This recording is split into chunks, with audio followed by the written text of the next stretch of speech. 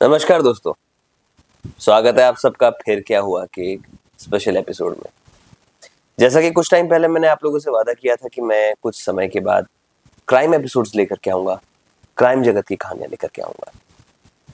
लेकिन कुछ निजी वर्क के कारण कुछ पर्सनल वर्क था मेरा, जैसे कि मुंबई में मेरी मम्मी आई हुई थी, पापा आए थे, नानी आई थी, नानी को हॉस्पिटल एडमिट करना पड़ा इमरजेंसी में और मम्मी का एक ऑपरेशन था, जो कि सक्सेसफुली सब कुछ हो गया है। और उसके बाद फिर जो मेरी पापा थे, मम्मी थे, उन सबको मैंने गाँव पहुँचाया। तो फाइनली अब जाके फ्री हुआ हूँ और मेरी कोशिश रहेगी कि मैं हर हफ्ते एक नई कहानी लेकर के आऊँ, या तो मैं हॉन्टेड कहानियाँ लेकर के आऊँगा या तो मैं क्राइम बेस्ड कहानियाँ लेकर के आऊँगा।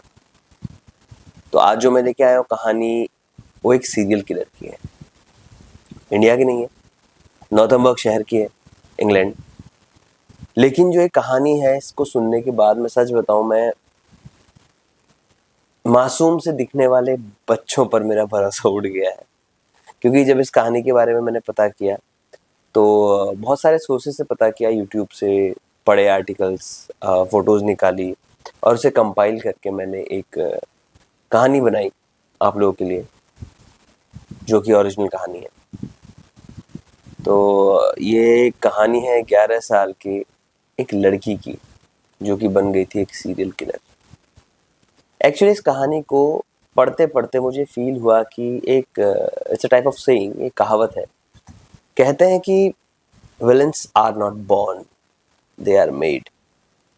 विलेन्स जन्म नहीं लेते, उन्हें समाज, उनके आसपास के लोग उन्हें ऐसा बनाते हैं। इट्स नॉट अ जस्टिफिकेशन कि भाई इस तरह की चीज़ें होती हैं कि ये कि आप पे अत्याचार हुआ है तो आप भी अत्याचार करना शुरू कर दें। This is wrong. बट इसे सुन करके मुझे ऐसा फ़ील हुआ कि एक छोटे बच्चे, जब वो उनके कैरेक्टरिस्टिक को शेप अप करने की बात आती है, अगर वहाँ पर माँ-बाप नेग्लिजेंसी करते हैं, तो आगे चल के इस तरह की चीज़ें होने की संभावनाएँ काफ़ी बढ़ जाती हैं। तो दोस्तों, जो एक कहानी है, ये है 11 साल की एक बच्ची की, जिसका नाम था मैरीबेल। इसका जन्म हुआ था 26 मई 1957, नॉर्थम्बरलैंड, इंग्लैंड में। मैरी की मॉम जो थी, वो एक सेक्स वर्कर थी। 1957 में ये सब चीज़ें काफ़ी कॉमन थी वहाँ वेस्टर्न कंट्रीज़ में। तो वो इस वजह से ना हमेशा ट्रैवल करते रहती थी, वो घर पे नहीं रह पाती थी। तो ट्रैवल करने की वजह से अपने बच्चों को हर जगह नहीं लेके जा सकती ना वो, इसलिए वो क्या करती थी कि जो ये मैरी है, इसको किसी की भी अनजान इंसान के साथ यूं ही छोड़ करके चले जाती थी काफ़ी दिनों तक। और हाइट्स तो ये थी कि जो इसकी माँ थी बेटी, इन्होंने मैरी को एक बार एक अनजान इंसान के साथ छोड़ दिया था, जिसको कभी जानती भी नहीं थी, अचानक से, बस बहुत सारे दिनों के लिए। और ये भी पता चला कि बेटी की मैरी से पहले भी एक बेटा था, वो भी उसके साथ ऐसा ही करती थी।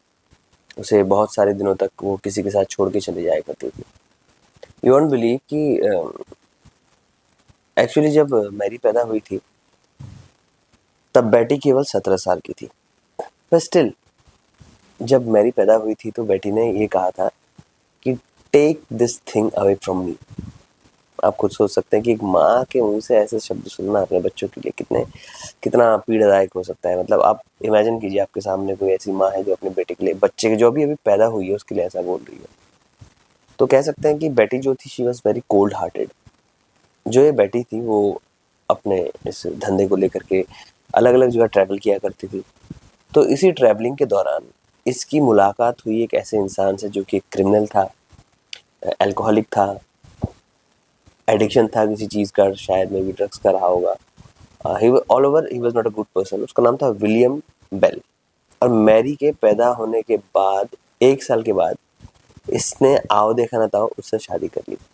अब आप सोचिए कि शायद कहते ना कि एक जैसे लोग अपने आप को ढूंढ लेते हैं, तो फिर कह सकते हैं कि जो बेटी थी, उसने उसे ऐसा पसंद आया इंसान, जो कि उसी की फील्ड से, इसी की क्या कह सकते हैं, उसी के काम से जुड़ा हुआ था, जो कि एक नेगेटिव इंसान हुआ करता था और उसी की तरह कुछ ना कुछ उल्टी पुल्टी हरकतें करता था। तो दोनों ने मिलकर राम मिलाए जोड़ी, रंधा एक कोड़ी वाला हिसाब हो गया। जैसे कि आपने देखा होगा कि क्या होता है ना, जब बच्चे छोटे होते हैं तो माँ बाप उनकी बहुत केयर करते हैं। चोट लग जाए तो देखते हैं कहाँ लगी, क्या लगी, कितनी लगी। लेकिन इस मामले में कहूँगा कि मैरी जो थी वो बहुत बदनसीब थी, क्योंकि वो एक अनवांटेड चाइल्ड थी और बेटी नहीं चाहती थी कि वो उसकी लाइफ में रहे। उसको इस तरह से नेग्लेक्ट कर देती कि हद से ज़्यादा तरह से नेग्लेक्ट करती थी वो, जैसे वो उसका एग्जिस्टेंस ही नहीं है। ये सारा बिहेव देख करके ना मैरी की आंटी थी ईशा, उन्हें ये लगा कि बेटी मैरी के साथ ऐसा बिहेव इसलिए कर रही है ताकि ये जो मैरी है ये इतनी हर्ट हो जाए, या बोल सकते हैं कि इतनी हर्ट होके दूर चले जाए, या तो उसके साथ कुछ ऐसा बड़ा हादसा हो या कुछ ऐसा चीज़ हो कि वो बेटी की लाइफ से हमेशा के लिए चले जाए। इन शॉर्ट कह सकते हैं कि जो बेटी थी वो चाहती थी कि उसकी बेटी मैरी की डेथ हो जाए, वो कैसे भी मर जाए, ताकि उसे उस बेटी से छुटकारा मिले और वो अपनी ज़िंदगी फ्रीडम के साथ बिताए। मैरी की आंटी ईशा ने ये भी बताया कि जब मैरी 3 साल की थी तो उसकी माँ ने उसको फर्स्ट फ्लोर से नीचे फेंक दिया था। सोचिए, 1960 के आसपास की बात है। 3 साल की छोटी बच्ची को फर्स्ट फ्लोर से फेंक दिया था। वहाँ लकड़ी के केबिन्स होते हैं बड़े-बड़े, तो उनकी हाइट 10-10 फीट के 12 फीट होती है। करीबन सोचिए 20 से 25 फीट के ऊपर से नीचे फेंक, नीचे एक घास थी, तो इस वजह से मैरी को डेडली चोट तो नहीं आई, लेकिन हाँ, उसके सर पे चोट आई और उसके कुछ बॉडी में ब्रूजेस आए थे। लेकिन लकीली मैरी बच गई। यू वोंट बिलीव कि बेटी ने एक बार मैरी से छुटकारा पाने के लिए उसे अपनी स्लीपिंग पिल्स भी खिला दी थी ज़्यादा मात्रा में, ताकि उससे उसको छुटकारा मिल जाए। और एक और चीज़ पता चली कि जो बेटी थी उसने एक बार मैरी को एक मेंटली अनस्टेबल औरत को बेच दिया था जिसके बच्चे नहीं हो रहे थे। मतलब आप सोचिए कि अपने बच्चों को कौन बेच सकता है यार। उसने मैरी को बेच दिया एक ऐसी औरत को जिसे वो कभी जानती भी नहीं थी। और जब बेटी की बड़ी बहन थी कैथरीन, उसको पता चला कि बेटी ने मैरी को बेच दिया है एक ऐसी औरत को जिसके बच्चे नहीं हो रहे हैं, जो कि मेंटली अनस्टेबल है, उसे बहुत गुस्सा आया। उसने इन्फॉर्मेशन निकाली उस औरत की, उसके पास गई, उसको समझाया और मैरी को वापस लेकर के आई। और सबसे बुरा जो मुझे ये पता चला वो ये कि जब मैरी जब सिर्फ 5 साल की थी, तो बेटी मैरी को अपने कुछ दोस्तों को कुछ पैसों के लिए सेक्सुअली अब्यूज होने देती थी। मतलब वो अपने 5 साल की बेटी से वही गलत चीज़ें करवाती थी जो कि वो खुद करती थी। और मैं उन लोगों की सोच पे थूकता हूँ, वो लोग कैसे रहे होंगे यार जो 5 साल की बच्ची के साथ ऐसा कर सकते हैं। मतलब अब इस तरह की चीज़ें जब किसी बच्चे के साथ होती है ना, तो बच्चा ना बहुत अलग तरह से रिएक्ट करता है। अब सोचिए कि स्कूल के टाइम पे जब मैरी बहुत छोटी थी, उसके मेंटल हेल्थ पे इतना इफेक्ट हुआ कि स्कूल में बहुत चिड़चिड़ाहट करने लग गई, उसको मूड स्विंग्स बहुत होते थे, उसको अर्जेस होती थी अलग अलग तरह की। और मतलब अपने साथ के बच्चों को मारना पीटना गला दबाना, उस तरह की मतलब वायलेंस वाली चीज़ें करने लग गई थी। और पता ये भी चला कि 9 साल की उम्र तक भी अपने बेड में नींद में सुसु कर दिया करती थी। अब लोग कहेंगे कि सुसु मतलब एक हमारे इंडिया में बेसिकली क्या है ना कि सोचता है अरे इतना बड़ा बच्चा हो गया सुसु कर रहा है, लेकिन नहीं, क्या कहा जाता है कि ये एक बच्चे की मेंटल हेल्थ का पहला सिम्टम होता है समझने के लिए कि बच्चा अगर ऐसा कर रहा है मतलब वो किसी चीज़ से डिप्रेस्ड है या किसी चीज़ से परेशान है। तो इस तरह की चीज़ें 9 साल की उम्र तक भी मैरी के साथ हो रही थी। तो आप सोचिए कि उसकी मेंटल हेल्थ कितनी पुअर रही होगी। जो भी उसकी माँ ने उसके साथ किया था उसका इफेक्ट जो था वो इकट्ठा हो रहा था, वो एक बम की तरह रेडी हो रहा था और बम अब फटने वाला था। अब जब स्कूल में मैरी इस तरह का नेचर था तो बच्चे उसे अवॉइड किया करते थे ऑब्वियसली। और घर पे भी वो अकेली थी, तो घर पे भी स्कूल पे भी वो अकेले रहती थी ना, तो उसका जो मेंटल स्टेट था वो वही जान सकती है कि क्या झेल रही थी और उसका किस तरह से रहा होगा नेचर कि बच्चे भी उसे अवॉइड कर रहे थे। लेकिन उसकी एक दोस्त थी, उसकी मात्र एक दोस्त थी जिसका नाम था नॉर्मा जोएस बेल। ये इनके नाम खाली मिलते हैं बेल, लेकिन इनमें कोई ब्लड रिलेशन नहीं था। ये बस एक पड़ोसी हुआ करते थे, बस इसके अलावा और कुछ है नहीं। नॉर्मा और इसकी कैसे एक कहानी में लोग आपस जुड़े हैं ये आगे आप सुनिए। डेट आई 11 मई 1960। इस दिन मैरी का वो टेम्परामेंट जो था वो अपनी पीक पर पहुंचने वाला था। एक 3 साल का बच्चा खून से लथपथ रेंगता हुआ लोगों को मार्गरेट रोड पे मिला। लोकल सब इकट्ठा हो गए, एम्बुलेंस को बुलाया, एम्बुलेंस भी आ गई। शाम तक बच्चा थोड़ा ठीक हुआ, तो उसने बताया कि वो मैरी और नॉर्मा इन दोनों के साथ एक पुरानी बिल्डिंग में खेल रहा था। और बच्चे ने ये बताया कि मैरी ने मुझे 7 फुट की ऊंचाई से धक्का दिया। किसी बात पे उन दोनों का झगड़ा हुआ, मैरी ने उसे 7 फुट से नीचे उठा करके फेंक दिया। इस वजह से उसे इतनी चोट आई। और इस बच्चे ने ये भी बताया कि उसे नीचे फेंकने से पहले नॉर्मा और मैरी ने इस बच्चे का गला दबाने की कोशिश की। अब शाम को जब पुलिस वाले बच्चे के कहने पे नॉर्मा और मैरी के पास गए, तो ऑब्वियसली उन्होंने तो डिनाई कर दिया, कहा हम इसे नहीं जानते। उल्टा उन्होंने ये कहा कि हमने इस बच्चे को यहाँ पर रोड में देखा था और हम तो जानते भी नहीं, हम तो खेल भी नहीं रहे थे साथ में। दोनों ने मतलब झूठ बोल दिया। अब मैरी ने तो एकदम मना कर दिया कि भैया हमने इसका गला नहीं दबाया, लेकिन बच्चे ने बताया था कि मैरी ने उससे सवाल पूछा था कि अगर हम किसी का गला दबाएं तो क्या होता है, क्या वो मर जाते हैं? और उसके बाद मैरी ने उसका गला दबा दिया। वो बच्चा चोक होते गया। इसको देख करके वहां एक दूसरी बच्ची खेल रही थी जो कि घबरा गई। वो आई और उसने मैरी को धक्का दे करके गिराया, लेकिन मैरी और नॉर्मा ने उस बच्ची के साथ भी वैसा ही किया। वही वायलेंस, वही चीज उस बच्ची के साथ भी की, लेकिन वो तब तक भाग गई। और उसके बाद इनके हाथ पड़ा ये बच्चा 3 साल का। इन्होंने इस बच्चे को ऊपर से नीचे फेंक दिया, जिसके बाद की कहानी आपको पता है। अब पुलिस वालों को थोड़ा बहुत शक तो हो गया था, लेकिन नॉर्मा और जो मैरी थी वो उम्र में छोटी थी ना, तो उन पे कुछ ऐसा लीगल केस या ऐसा सब नहीं हो पाया, प्रूव नहीं हो पाई चीजें। लेकिन फिर भी सेफ साइड देखते हुए ये जो बात थी, ये पुलिस वालों ने स्कूल में और उनके आस पड़ोस लोकल अथॉरिटीज को सबको बता दी थी कि ये 2 बच्चे हैं, इनमें कुछ कुछ इस तरह की मेंटल चीजें देखी गई है। एक एडवाइजरी तरह की पूरे लोकल में फैला दिया गया। फिर डेट आई 25 मई 1968। कुछ ही दिनों के बाद मार्गरेट रोड में एक बहुत ही प्यारा सा बच्चा खेल रहा था। ये मार्टिन ब्राउन नाम का जो बच्चा था, ये महज 4 साल का था। मार्टिन ना जिस एरिया में रहता था वहाँ बहुत सारी पुरानी पुरानी बिल्डिंगें हुआ करती थी। ये जो खंडहर था ये विक्टोरियन एरा के टाइम के घर थे। एक्चुअली वहाँ पर उसको तोड़ करके मॉडर्न फैसिलिटीज बनाई जा रही थी, मॉडर्न घर बनाए जाने वाले थे, तो पीछे तोड़ फोड़ का काम चल रहा था। लेकिन कुछ समय से काम रुका हुआ था, कुछ वहाँ के रीजन रहे होंगे क्यों, तो इस वजह से पीछे खंडहर था और वहाँ काम नहीं चल रहा था। तो बच्चे अक्सर वहाँ पर लुका छुपी खेलने के लिए और बहुत सारे जो उनके गेम्स होते हैं वो सब खेलने के लिए वहाँ जाते थे। वहीं ये 4 साल का बच्चा भी गया हुआ था, जहाँ इसकी मुलाकात मैरी और नॉर्मा से हुई। तो मार्टिन उन्हीं घर में खेलने के लिए गया हुआ था। दिन का लंच टाइम के बाद 3 साढ़े 3 बजे के आसपास 3 बच्चे जब खेलते खेलते उन घर की तरफ गए, तो वहां पर देखा कि मार्टिन उल्टा जमीन पे पड़ा हुआ है, जिसके मुंह से झाग निकल रहा था और थोड़ा खून निकल रहा था। अब ये मंजर देख करके वो तीनों बच्चे घबरा गए और बाहर निकले। उन्होंने लोकल के जो लोग थे उन सबको बताया। उन्होंने बताया कि वहां पर मार्टिन ऐसा पड़ा हुआ है जिसके मुंह से थोड़ा बहुत खून और झाग निकल रहा है और उसकी हालत ठीक नहीं है। ये देख करके लोकल लोगों ने एम्बुलेंस में बुलवा लिया। फटाक से एम्बुलेंस आ भी गई। नर्सेज ने उस बच्चे को सीपीआर देने की कोशिश की, लेकिन बहुत देर हो चुकी थी। मार्टिन अब इस दुनिया में नहीं था।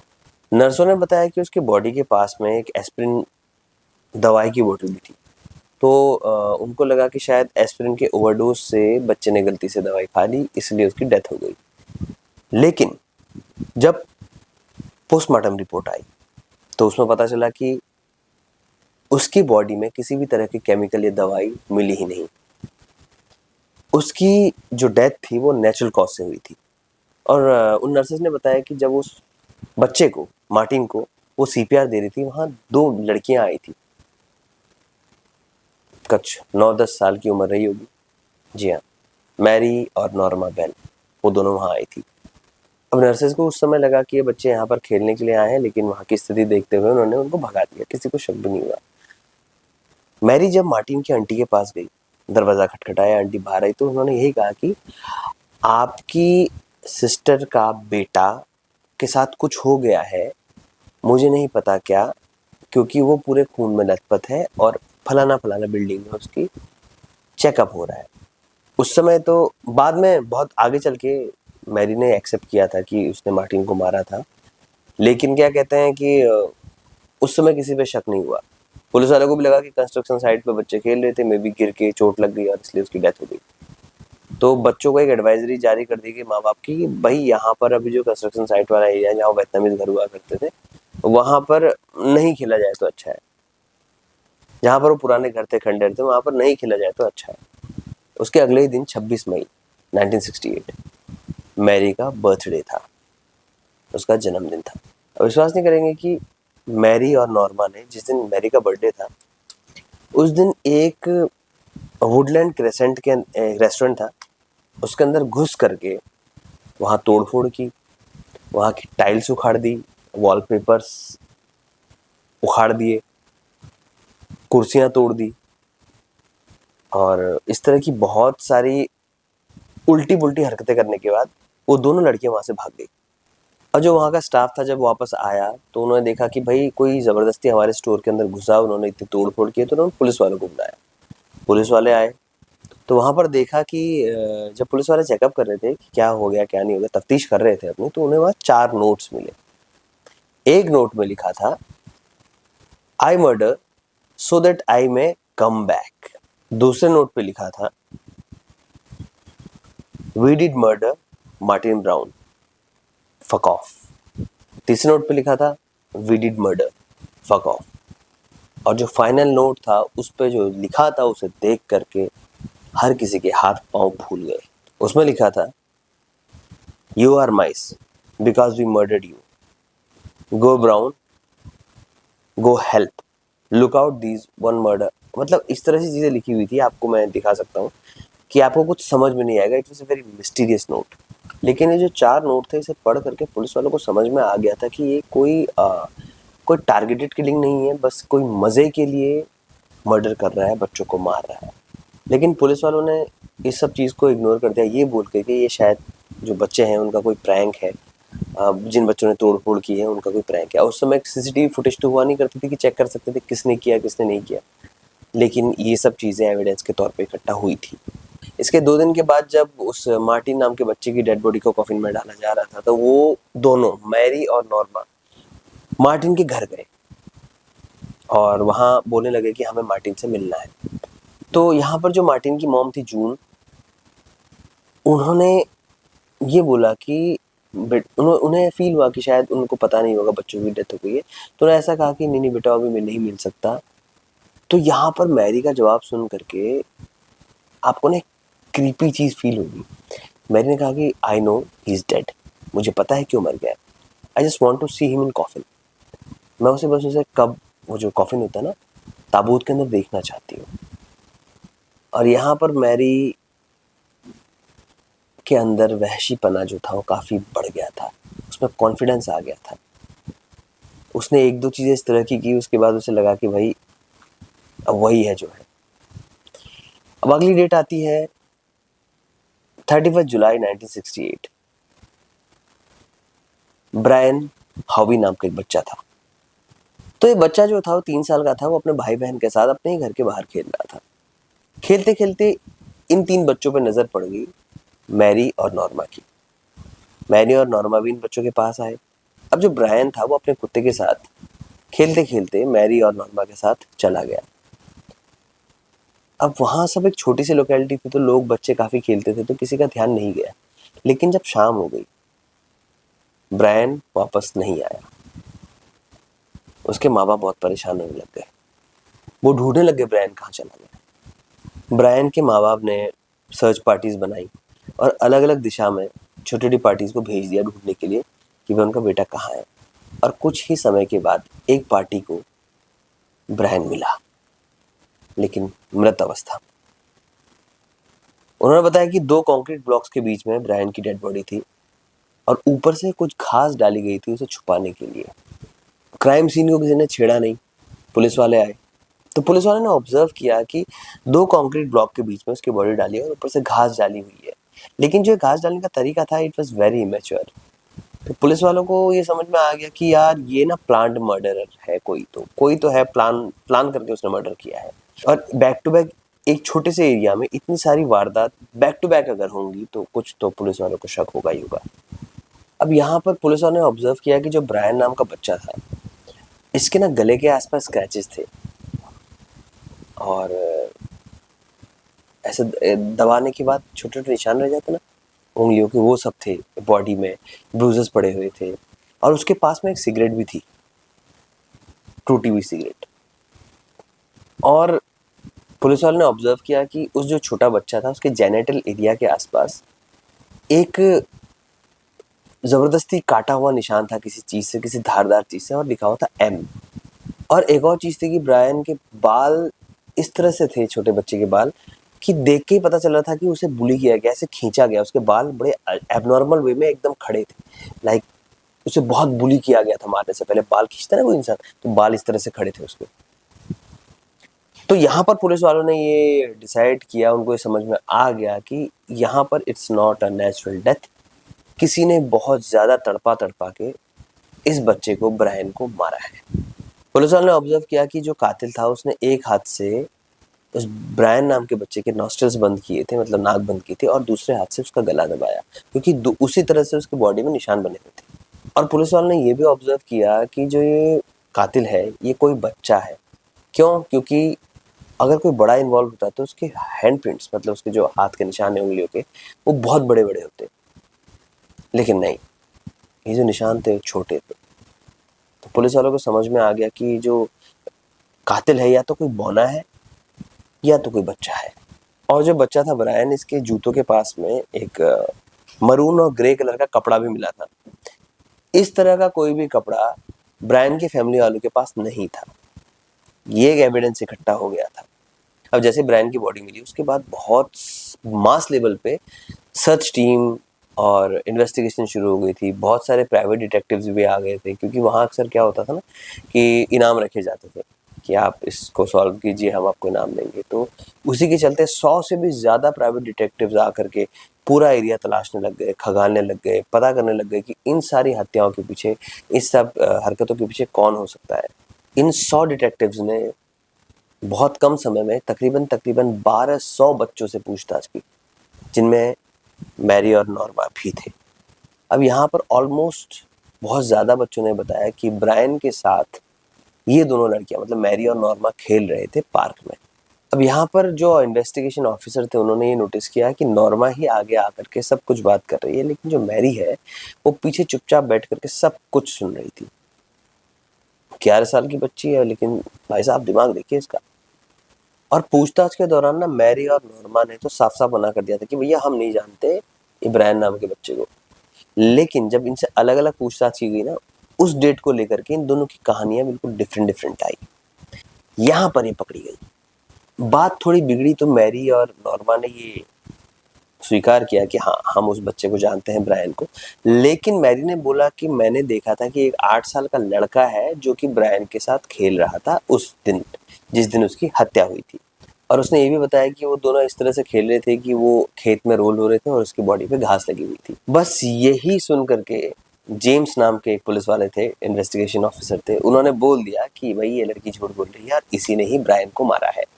अब ये जैसी खबर पता चली तो मैरी और नॉर्मा को सेल में डाल दिया गया, पुलिस वाले लेकर के चले गए। 2 दिन के बाद जब नॉर्मा के पेरेंट्स की कॉल आया तो उन्होंने भी ये बताया कि भाई जो नॉर्मा थी उसको पहले से ही पता था कि ब्रायन नाम के बच्चे की डेथ हो गई है। मतलब लाइक कहीं भी आने से पहले, किसी भी न्यूज़पेपर में आने से पहले ही पता चल गया था। तो ये चीज़ उसके माँ बाप ने एडमिट की। अब ये सुन करके जो जेम्स थे वो गए नॉर्मा के घर। उन्होंने नॉर्मा को बहुत बुरी तरह डांटा और कहा कि बेटा तुम जो भी है मुझे सब कुछ सच सच बता दे, नहीं तो बहुत सारी चीजें खराब हो जाएगी, तू भी लपेटे में आ जाएगी। तो नॉर्मा ने बताया कि उस दिन मैं अपने आप अकेले घर पे खेल रही थी, मैरी आई और मुझे लेकर के गई 3 लेजी स्पॉट पे, जहां पर वो छोटा बच्चा खेल रहा था।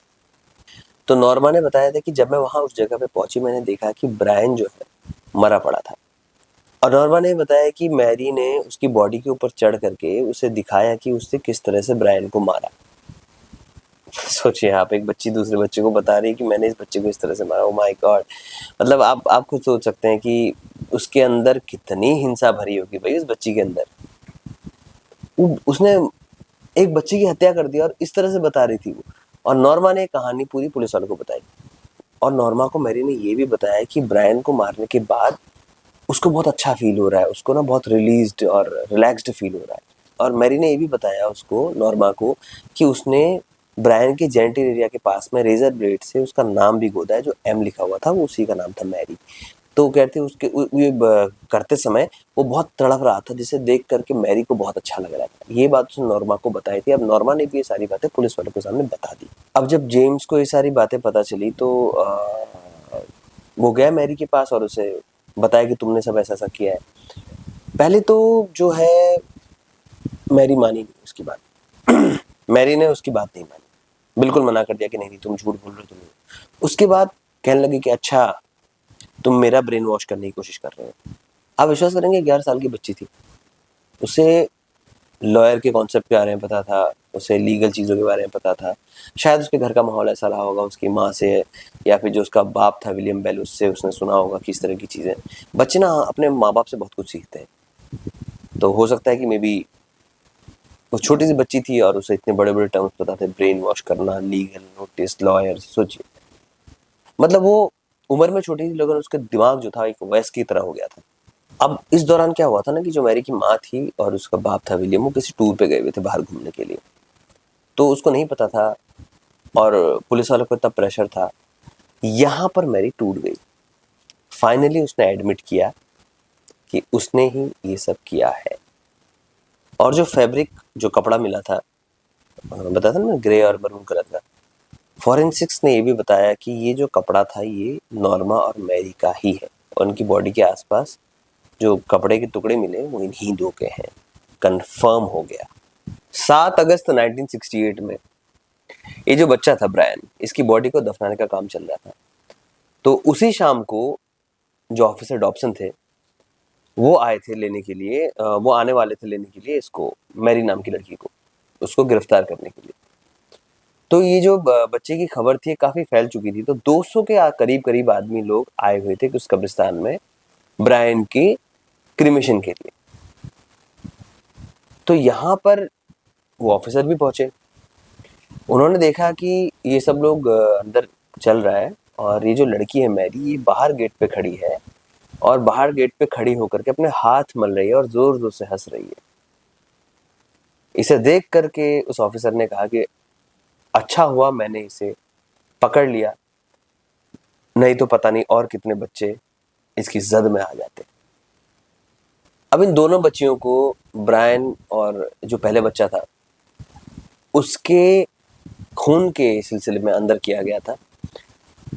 यहाँ पर जो नॉर्मा थी वो काफी दुखी थी, लेकिन जो मैरी थी, मैरी ने कहा कि it's all okay, I have done all these things. मतलब उसे बिल्कुल भी रिग्रेट नहीं था कि उसने इतना बड़ा कुछ कांड किया है। लेकिन यहाँ पर नॉर्मा धीमी आवाज में बोली कि मैंने कुछ नहीं किया, सच में मैंने कुछ नहीं किया। इसमें मुझे लगा कि ना नॉर्मा भले ही उम्र में बड़ी थी मैरी से, लेकिन वो ना शायद हो सकता है उसके भी कोई दोस्त नहीं हो मैरी की तरह। तो मैरी में उसे एक अच्छी दोस्त दिखती हो, इसलिए वो थोड़ा सबमिसिव नेचर की थी और जैसा जैसा मैरी बोलती गई नॉर्मा वैसा वैसा मानती गई। लेकिन कोर्ट की हियरिंग में मैरी ने ये बोला कि जो भी कुछ किया है मैंने किया है और इसमें नॉर्मा ने कुछ नहीं किया, क्योंकि एविडेंसेस जो थे उसमें भी यही दिखाया गया था कि जहां पर भी फिंगरप्रिंट्स हो या कपड़े का फैब्रिक हो, या इवन मैरी ने खुद बोल दिया था कि मैंने किया है। तो इसके चलते जो मैरी है उसको तो सजा मिली कोर्ट में, लेकिन जो ये नॉर्मा थी उसको रिलीज कर दिया गया। मैरी इतना सुन्न थी, उसके अंदर इमोशंस एकदम खत्म हो चुके थे। शायद जो ट्रॉमा उसने बचपन में फील किया था अपनी माँ से, जो भी गलत तरह का एब्यूज था या उसके साथ बुरा बिहेव किया गया था, उस वजह से उसके अंदर इतना वायलेंस इकट्ठा हो गया था कि जूरी के सामने जब मैरी ने एक्सेप्ट किया कि मैंने मारा है और नॉर्मा ने नहीं मारा है, she was happy, she was like clapping her hands और बहुत खुश होकर बता रही थी। सोच सकते हैं ये देख करके जूरी मेंबर्स और जितने भी लोग थे वो सन्न रह गए थे। कोर्ट में वहां पर जूरी बैठी थी, ब्रायन के माँ बाप बैठे थे उनके सामने, वो बस हंस रही थी। और यहीं पर ये केस समाप्त होता है। दोस्तों, इस कहानी से ये पता चलता है कि हम बेसिकली हम इंडियंस मेंटल हेल्थ को ध्यान नहीं देते, मेंटल हेल्थ को तवज्जो नहीं देते, जो कि बहुत गलत चीज़ है। हमें मेंटल हेल्थ पर भी ध्यान देना चाहिए, क्योंकि अक्सर क्या होता है ना, कोई बहुत कम ऐसे केसेस होते हैं कि जहाँ पर भाई कोई जानबूझ के प्लानिंग से कुछ कर रहा है। नहीं तो अक्सर मेंटल हेल्थ की वजह से ही लोग क्राइम ज़्यादा करते हैं। इट्स नॉट अ जस्टिफिकेशन कि भाई क्या-क्या किया, क्या आपके साथ बुरा हुआ तो मैं भी हथियार लेकर के खड़ा हो जाऊँ, या वो नहीं है जस्टिफिकेशन। वो गलत है तो जो चीज़ गलत है, लेकिन हमें अपनी मेंटल हेल्थ पे ध्यान देना चाहिए। ये एक सबक है जो मैंने इस कहानी से सीखा। आई होप आप लोगों ने भी इससे बहुत कुछ सीखा होगा। मैं इसके साथ बहुत जल्दी ही दूसरी कहानी लेकर के आऊँगा। मेरी मॉम आई थी गाँव से, तो उन्होंने अपनी कहानी मुझे बताई। वो मैं अगले एपिसोड में अगले हफ्ते आप लोगों के लिए डालूँगा ज़रूर। और बहुत कमाल की कहानी और एक स्टोरी है जो कि अभी दिसंबर 2024 में फाइनल होकर के आई है। मेरे खुद के गाँव की है और मुझे मेरी मॉम ने बताई। तो मैं अपने ही चैनल के माध्यम से उस कहानी को आप तक पहुँचाऊँगा। तब तक स्टे ट्यून्ड, देखते रहिए फिर क्या हुआ कि आगे की कहानियाँ। और अगर आप किसी को पॉडकास्ट में आना है तो यार, मैंने एक नंबर दिया हुआ नीचे, नंबर बोल भी देता हूँ, 7715022450 मेरी टीम का नंबर है। वहाँ पर आकर के मैसेज छोड़िए, व्हाट्सएप पे मैसेज छोड़िए कि I just want to be a part of podcast. आप आइए, अपना एक्सपीरियंस बताइए कैमरे के सामने, please, you are most welcome. और इसी के साथ आज की कहानी खत्म करता हूँ। आई होप इस कहानी से आपने बहुत कुछ सीखा होगा, एक नई तरह की चीज़ आपके सामने आई होगी। होने को कहानी बहुत पुरानी है, लेकिन सीख तो है। आज इसी के साथ बाय बाय, टाटा, नमस्कार, सबा खैर, चलते हैं, बहुत जल्दी मिलते हैं। Thank you.